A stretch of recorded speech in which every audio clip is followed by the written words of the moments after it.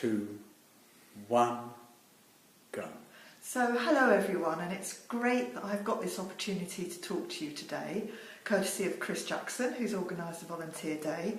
And I want to say first of all, I'm really sorry that I'm not with you, because I would love to have spent some time with you today, because I started as a volunteer in the UK, and it would have been great to have seen existing friends and new colleagues. However, here we go. This is the best that we can do. So first of all, I want to say a huge thank you for all the work that you currently do. It's so important and so valued, because without you, EMCC wouldn't exist, and you help to sustain it. So Chris has asked me to answer 3 questions that's going to contribute to your Volunteer Day. And the first one is about enabling volunteers. Now, I understand that already today you've talked about a volunteer policy for the UK, and I'm hoping that the EMCC policy has helped you with looking at what's appropriate for you in the UK. It came about to write that policy because we were concerned about relying on a few dedicated people on what would happen if we over-relied on them and got burnout, not only in terms of energy but also in terms of enthusiasm. So we felt it was really important to look at how we could recognise the contributions that volunteers made, and you'll see that in the policy, hopefully. But of course, we're always open to new suggestions, and if you've got some from today's discussions, that would be fabulous. We want to hear them.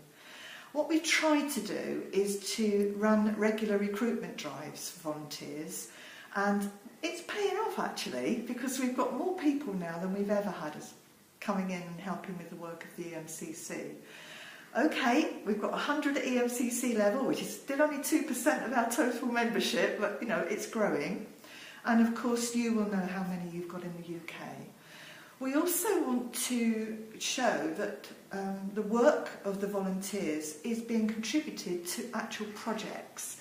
So whereas we used to recruit people just to come and be a volunteer and then hopefully find something that would excite them, we're now saying let's organise the portfolios of all the VPs and people on the executive board to match the strategic plan, and then all the work that you do not only contributes to the EMCC UK's work, but it also contributes to the EMCC as a whole.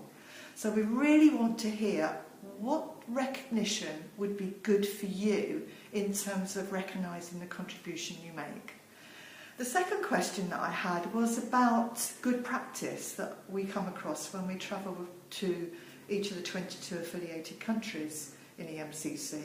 First of all, needless to say, we can't travel to all 22 countries because it would take a long time, but we do our best to engage with everyone who's an affiliate.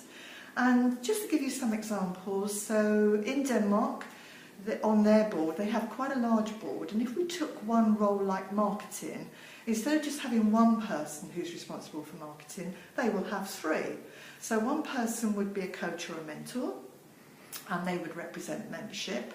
Another person would be, say, an academic or a researcher, and another person would represent corporates. And in that way, they get the richness of all those 3 areas contributing to the one role. In Greece, they break down the roles for the volunteers into very small chunks so that no one's responsible for a huge amount of work. Because, yeah, we're all giving our time, and doing it in that way, they're able to maximise the use of all their volunteers, and also, as I say, don't get burnout from everyone, and they all contribute to the work of the board. In Turkey, quite a young country in terms of if you compare the maturity of the industry with the UK, they're doing things that you will already be doing. So bringing in corporates, they had a recent event with HSBC, who showed how they used coaching and mentoring to help them through the struggles of the financial sector and to respond to the changes they need to survive, actually.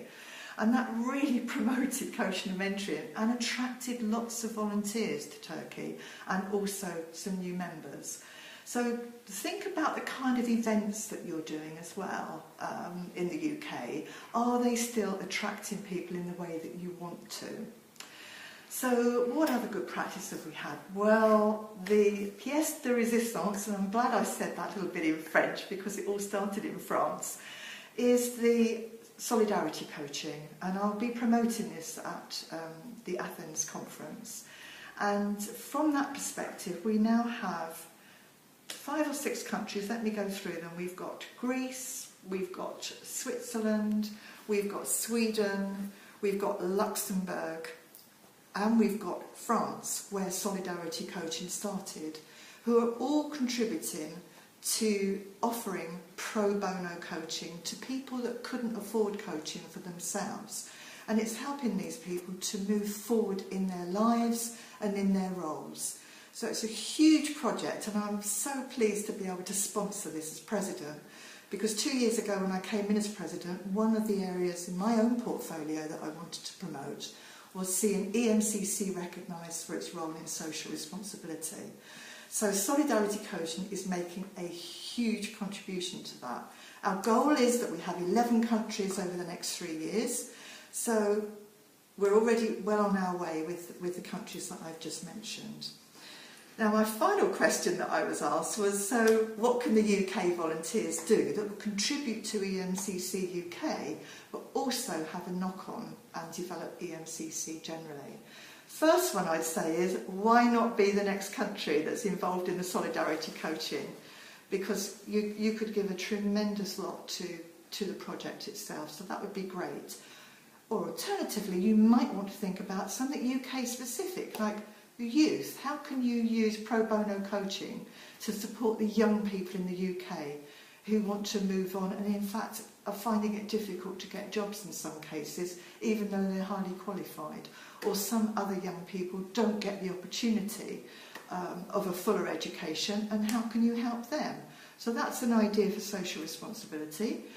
What I'd really like, and what I hope that I would be able to produce when I came in as president, is exactly what we're talking about today: good practice in different countries from the volunteers.